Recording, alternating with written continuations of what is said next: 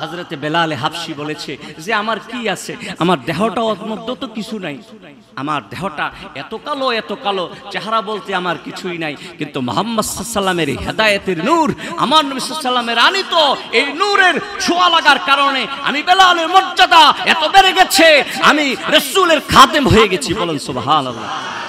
আমি রাসূলের মুআজ্জিন হয়ে গেছি, বলেন সুবহানাল্লাহ। বেলালের সম্মান এত বেড়ে গিয়েছিল, বেলালের ইজ্জত আল্লাহ এত বেড়ে উচ্চ করে দিয়েছিলেন, বেলাল আজান না দিলে আকাশের ফেরেশতারা আজান দিত না, নামাজ পড়তো না। বেলালের আজান এই 7 তবক জমিনের নিচে, 7 তবক আকাশের নিচে থাকতো না। বেলালের আজান আল্লাহর আরশে মুআল্লায় চলে যেত। এটা কিসের উসিলায়? মুহাম্মদ সাল্লাল্লাহু আলাইহি ওয়াসাল্লামের নূরের ছোঁয়ার উসিলায়। আবু বকর হয়েছে, উমর হয়েছে, উসমান হয়েছে, আলী হয়েছে, হযরত আব্বাস হয়েছে, আমার রাসূলের নূরের ছোঁয়া লাগার কারণে, ঠিক কিনা বলেন? সম্মানিত হাজিরিন, সাহাবায়ে কেরাম রাসূলের মর্যাদা বুঝেছেন, সাহাবায়ে কেরাম রাসূলের সম্মান বুঝেছেন। এই কারণে সাহাবায়ে কেরাম রাসূলের শানে যখন কোনো কথা বলতেন খুবই সাবধানতা অবলম্বন করতেন, ঠিক কিনা? সম্মানিত মুসল্লিয়ানে কেরাম,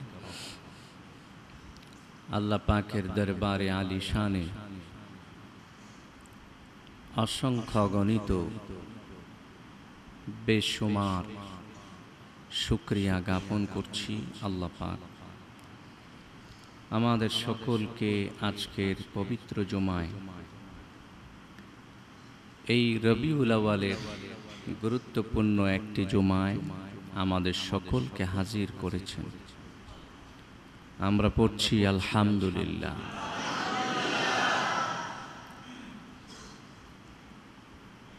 সম্মানিত মুসল্লিয়ানে কেরাম, এই পবিত্র মাসের শুরু লগ্ন থেকেই আমি আপনাদের সামনে আল্লাহর রাসূলের মিলাদ,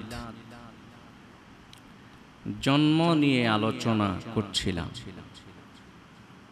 আল্লাহর রাসূল সাল্লাল্লাহু আলাইহি সাল্লামের আগমন কিভাবে হয়েছিল সে ব্যাপারে কিঞ্চিত আলোচনা আমি করেছি।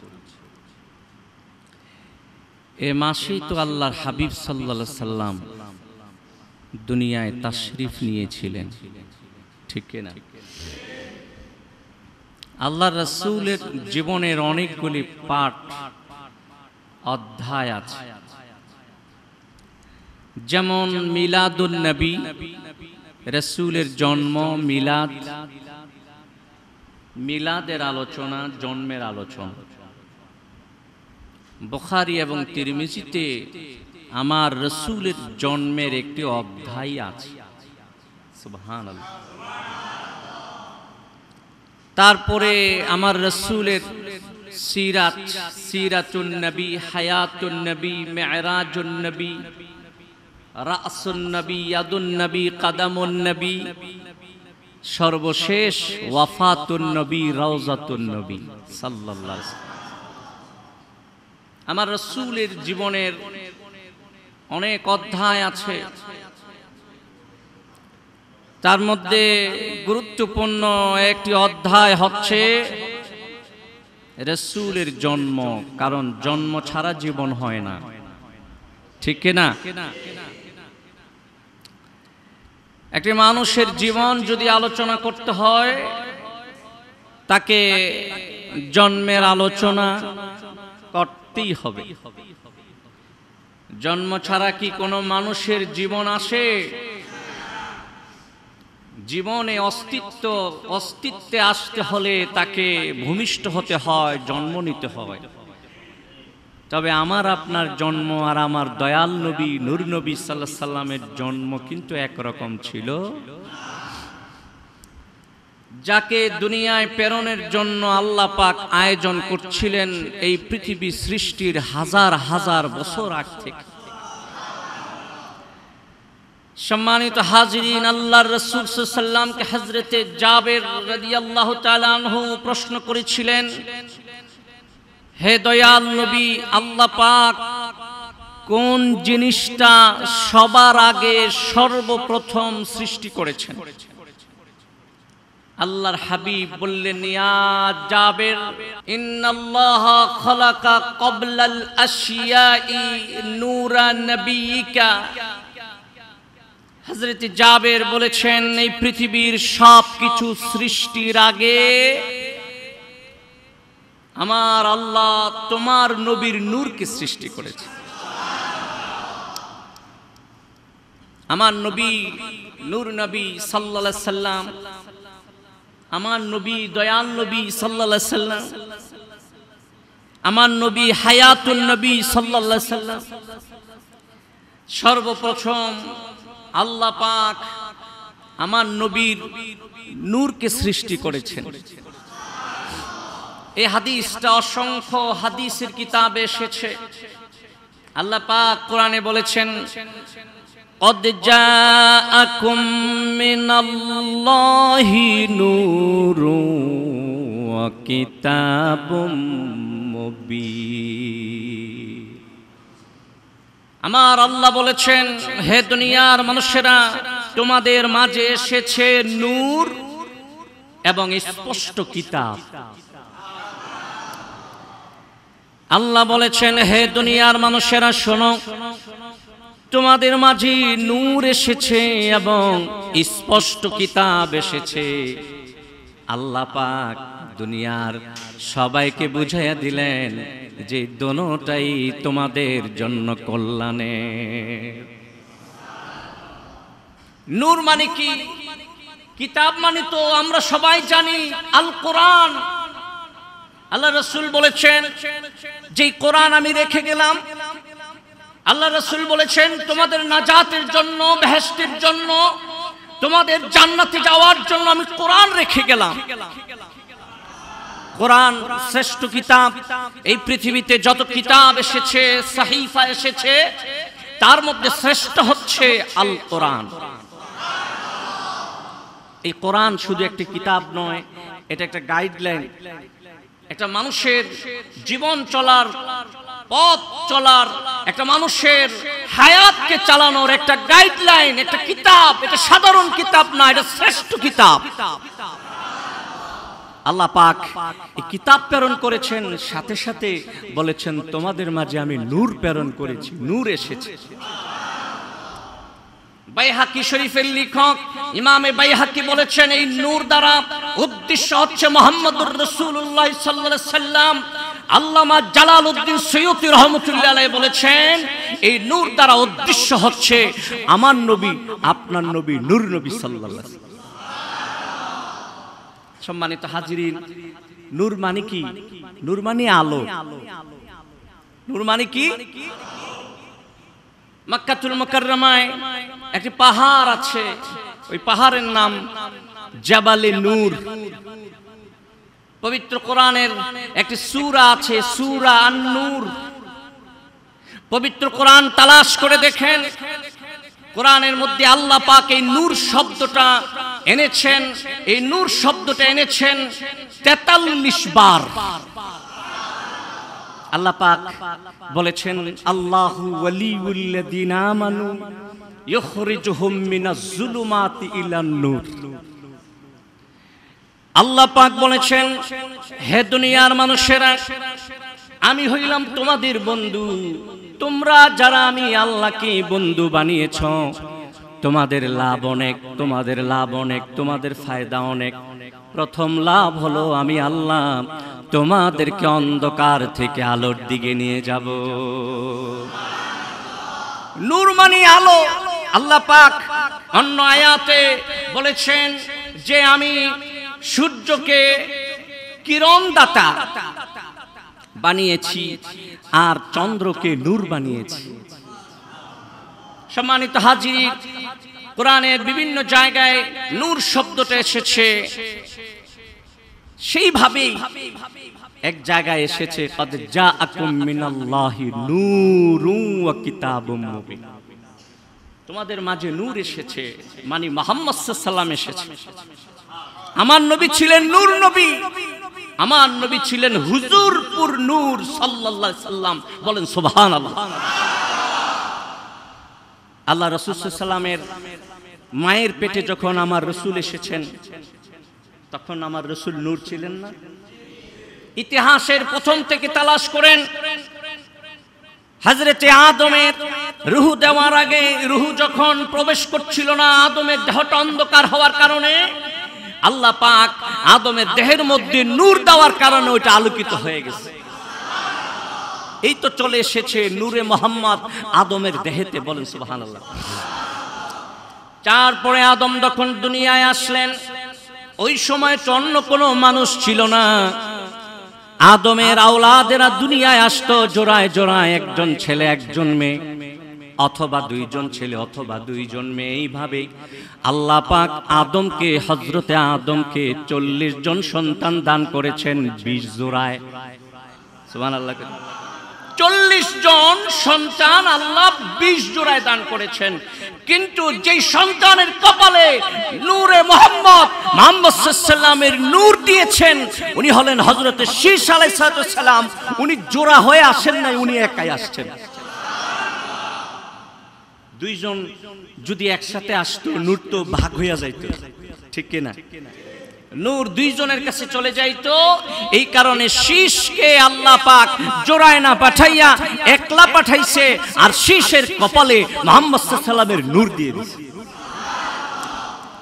হযরতে আদম বুঝতে পারলেন, যেহেতু আমার সব সন্তানেরা জোড়ায় জোড়ায় এসেছে, শুধুমাত্র শীষ একা একই এসেছে।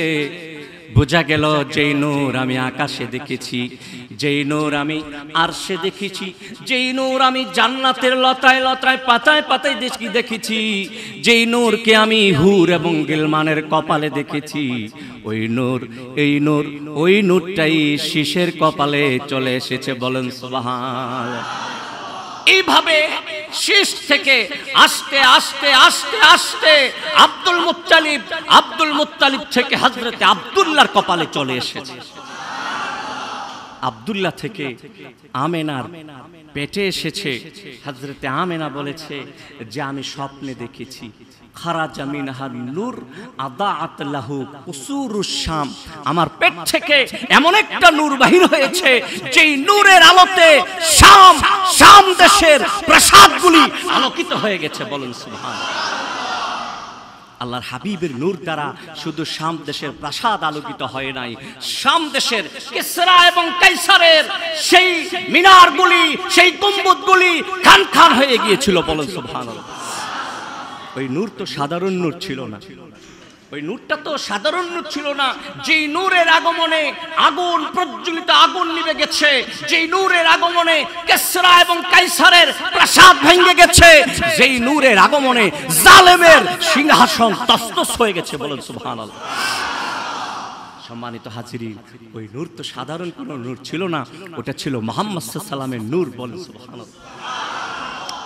আমার নূর নবী সাল্লাল্লাহু আলাইহি সাল্লাম দুনিয়ায় এসেছেন আমাদের জন্য রহমত না গজব?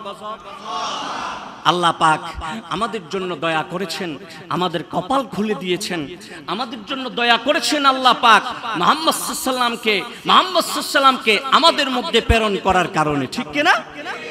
আল্লাহ পাক বলেছেন, ওয়ালাকাদ মান্নাল্লাহু আলাল মুমিনিনা ইয বাআসা ফীহিম রাসূলা।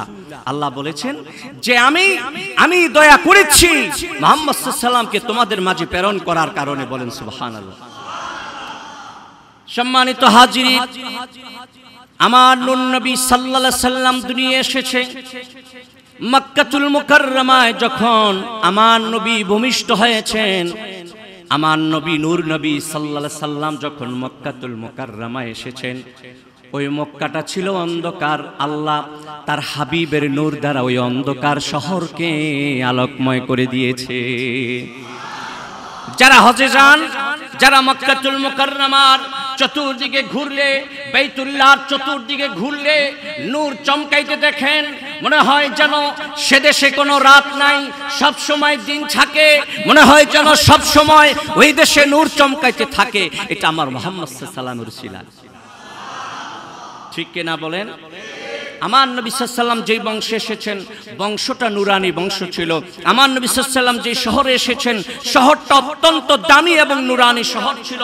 আমার নবী সাল্লাল্লাহু আলাইহি ওয়াসাল্লাম যেই শহরে হিজরত করেছেন, মদিনাতুল মুনাওয়ারা, তার নূরের বর্ণনা দিয়ে তো শেষ করা যাবে না।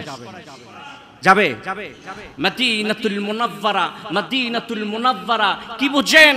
মানে যেটা আল্লাহর হাবিবের নূর দ্বারা আলোকিত হয়ে আছে। সুবহানাল্লাহ। সম্মানিত হাজিরিন, সম্মানিত ভাই ও বন্ধুরা, মক্কাতুল মুকাররমায় আসার কারণে মক্কার কপাল খুলে গেছে, মদিনায় যাওয়ার কারণে মদিনার কপাল খুলে গেছে। রওজা পাকে বিশ্রাম নিচ্ছেন, রওজা পাকের কপালও খুলে গেছে। আল্লাহর হাবিবের সবকিছু নূর ছিল। যে রওজা পাকে শুয়ে আছেন, ওই মাটিটা, যে মাটির উপরে আল্লাহর হাবিব পিঠ লাগাইয়া শুয়ে আছেন, ওই মাটিটাও সাধারণ কোনো মাটি না, ওই মাটিটাকে আল্লাহ নূর বানিয়ে দিয়েছেন। বলে সুবহানাল্লাহ। আল্লাহ রাসূল বলেছেন, মা বাইনা বাইতি ওয়া মিম্বারি, মা বাইনা বাইতি ওয়া মিম্বারি রাউযাতুম মির রিয়াজিল জান্নাহ। আল্লাহর হাবিবের রওজার ঘিটের মধ্যে এখন এই হাদিস লেখা আছে, মা বাইনা বাইতি ওয়া মিম্বারি রাউযাতুম মির রিয়াজিল জান্নাহ। ও দুনিয়ার মানুষের, আমার ঘর এবং আমার মিম্বরের মধ্যখানের জায়গাটা সাধারণ কোনো জায়গা না, সাধারণ কোনো জায়গা না, এই টুকরাটা বেহেশতের একটি টুকরা। বলেন সুবহানাল্লাহ। আল্লাহ রাসূল সাল্লাল্লাহু আলাইহি ওয়াসাল্লাম দুনিয়ায় যার কাছে এসেছেন, যার কাছে গিয়েছেন, তার জন্য রহমত ছিলেন। মক্কায় এসেছে, মক্কাবাসীরা ইসলাম পেয়েছে, সাহাবায়ে কেরাম হয়ে গেছে, তাদের কপাল খুলে গেছে। তারা ছিল জাহান্নামী, তারা জাহান্নামের পথে হাঁটছিল, চলছিল।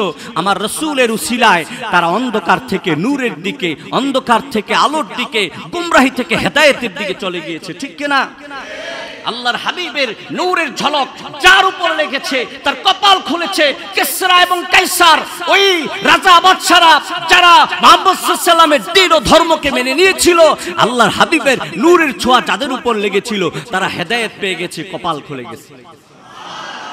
হযরতে বেলাল হাবশী বলেছে যে আমার কি আছে, আমার দেহটাও মধ্যে তো কিছু নাই, আমার দেহটা এত কালো, এত কালো, চেহারা বলতে আমার কিছুই নাই, কিন্তু মুহাম্মদ সাল্লাল্লাহু আলাইহি ওয়াসাল্লামের হেদায়েতের নূর, আমার নবী সাল্লাল্লাহু আলাইহি ওয়াসাল্লামের আনিত এই নূরের ছোঁয়া লাগার কারণে আমি বেলালের মর্যাদা এত বেড়ে গেছে, আমি রাসূলের খাদেম হয়ে গেছি। বলেন সুবহানাল্লাহ। আমি রাসূলের মুআজ্জিন হয়ে গেছি। বলেন সুবহানাল্লাহ। বেলালের সম্মান এত বেড়ে গিয়েছিল, বেলালের ইজ্জত আল্লাহ এত বেড়ে উচ্চ করে দিয়েছিলেন। বেলাল আজান না দিলে আকাশের ফেরেশতারা আজান দিত না, নামাজ পড়তো না। বেলালের আজান এই 7 তবক জমিনের নিচে, 7 তবক আকাশের নিচে থাকতো না। বেলালের আজান আল্লাহর আরশে মুআল্লায় চলে যেত। এটা কিসের উসিলায়? মুহাম্মদ সাল্লাল্লাহু আলাইহি ওয়াসাল্লামের নূরের ছোঁয়ার উসিলায়। আবু বকর হয়েছে, উমর হয়েছে, উসমান হয়েছে, আলী হয়েছে, হযরতে আব্বাস হয়েছে, আমার রাসূলের নূরের ছোঁয়া লাগার কারণে। ঠিক কিনা বলেন? সম্মানিত হাজিরিন, সাহাবায়ে কেরাম রাসূলের মর্যাদা বুঝেছেন, সাহাবায়ে কেরাম রাসূলের সম্মান বুঝেছেন। এই কারণে সাহাবায়ে কেরাম রাসূলের শানে যখন কোনো কথা বলতেন, খুবই সাবধানতা অবলম্বন করতেন। ঠিক কিনা? হযরতে ওসমানকে একজন প্রশ্ন করেছিলেন, ওসমান, আপনি রাসূলের কত বছরের বড়? হযরত ওসমান বলেছে, আমি রাসূলের বড় না, আমি রাসূলের ছোট, কিন্তু দুনিয়ায় আসার দিক দিয়ে আমি রাসূলের কিছুদিন আগে আসছি। সুবহানাল্লাহ। হযরতে আব্বাস তো রাসূলের চাচা ছিলেন। আব্বাসকে প্রশ্ন করা হয়েছিল, আপনি তো রাসূলের মুরব্বি, রাসূলের চাচা, আপনি কত বছরের বড়? হযরতে আব্বাস বলেছে, আমি বড় না, মুহাম্মদ সাল্লাল্লাহু আলাইহি ওয়াসাল্লামের ছোট, কিন্তু দুনিয়ায় আসার দিক দিয়ে আমি কিছুদিন আগে আসছি, এই দিক দিয়ে আগে আসছি, কিন্তু মুহাম্মদ সাল্লাল্লাহু আলাইহি ওয়াসাল্লাম থেকে কেউ বড় হতে পারে না। বলেন সুবহানাল্লাহ। সাহাবায়ে কেরাম আমার দয়াল নবী সাল্লাল্লাহু আলাইহি ওয়াসাল্লামের ব্যাপারে কথা বলতে খুব সাবধানতা অবলম্বন করতেন, খুব হুঁশিয়ার ছিলেন। কিন্তু মুহাম্মদ সাল্লাল্লাহু আলাইহি ওয়াসাল্লামের উম্মত আজকে মুহাম্মদ সাল্লাল্লাহু আলাইহি ওয়াসাল্লামের ব্যাপারে কথা বলতে তাদের জবানে কোনো সাবধানতা নাই। ঠিক কিনা বলেন? সম্মানিত হাজিরিন, আপনারা জানেন না, সাহাবায়ে কেরাম আমার রাসূলকে বলতেন রাইনা, ডাক দিতেন রাইনা। অর্থটা ছিল, ইয়া রাসূলুল্লাহ, আপনি আমাদের দিকে তাকান। সাহাবায়ে কেরামের উদ্দেশ্য ভালো ছিল, কিন্তু কাফেরদের উদ্দেশ্য খারাপ ছিল। তারা রাইনা শব্দ দ্বারা একটা গালি মনে করত, আল্লাহর হাবিবকে মনে করত যে তারা গালি দিচ্ছে। আসলে সাহাবায়ে কেরাম গালি দিচ্ছিল না, সাহাবায়ে কেরাম রাসূলকে তাদের দিকে আকৃষ্ট করার জন্য বলতো রাইনা। কিন্তু এই শব্দটা যেহেতু কাফেররা অন্য অর্থে নেয়, আল্লাহর কাছে পছন্দ হয় নাই। আল্লাহ বলেছেন খবরদার, তোমরা রাইনা বলতে পারবে না, তোমরা বলো উনজুরনা ইয়া রাসূলুল্লাহ সাল্লাল্লাহু আলাইহি ওয়াসাল্লাম। যে শব্দটার মধ্যে মুরাদ আছে ভিন্ন, যে শব্দটার মাধ্যমে কাফের মুশরিকরা আমার রাসূলকে গালি দেওয়া মনে করে, এমন শব্দের অর্থ যদিও আরেকটি অর্থ ভালো আছে, কিন্তু এই শব্দটা মুহাম্মদ সাল্লাল্লাহু আলাইহি ওয়াসাল্লামের ব্যাপারে তোমরা ব্যবহার করতে পারবে না। বলেন সুবহানাল্লাহ।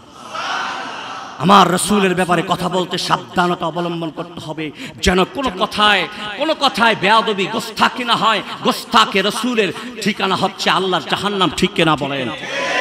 সম্মানিত হাজিরিন, সাহাবায়ে কেরাম ইচ্ছা করলে বলতে পারতেন না যারা রাসূলের আগে এসেছেন যে আমি রাসূলের 5 বছরের বড়, কিন্তু তারা কত সাবধানতা অবলম্বন করেছেন। তারা বলেছেন আমি বড় না, কিন্তু দুনিয়ায় আসছি কয়দিন আগে। সুবহান। এটা কি আমাদের জন্য শিক্ষা না? বলেন এটা কি শিক্ষা না? সাহাবায়ে কেরাম যেই পথে চলেছে, যেই মতে চলেছে, সাহাবায়ে কেরাম যেই রাস্তায় হেঁটেছে, রাস্তাটা উত্তম রাস্তা, এটা আমার নূর নবী সাল্লাল্লাহু আলাইহি ওয়াসাল্লামের রাস্তা। এই কারণে তাদের পথে মতে যদি চলতে পারি আমরা বেহেশতে যেতে পারবো, ঠিক কিনা বলে? সম্মানিত হাজিরিন, আসুন রাসূলের প্রেম দ্বারা অন্তরকে ভরপুর করে দেই, রাসূলের সুন্নাত দ্বারা দেহকে পরিষ্কার করে দেই, রাসূলের সুন্নাত দ্বারা দেহকে মুআত্তার করে নেই। আসুন রাসূলের ভালোবাসার মাধ্যমে আমরা আল্লাহর জান্নাতে যাওয়ার চেষ্টা করি। আল্লাহ যেন কবুল করে, মঞ্জুর করে। বলুন আমিন, বলুন আল্লাহুম্মা আমিন। ওয়া মা আলাইনা ইল্লাল বালাগ। ওয়াসসালামু আলাইকুম ওয়া রাহমাতুল্লাহি ওয়া বারাকাতুহু।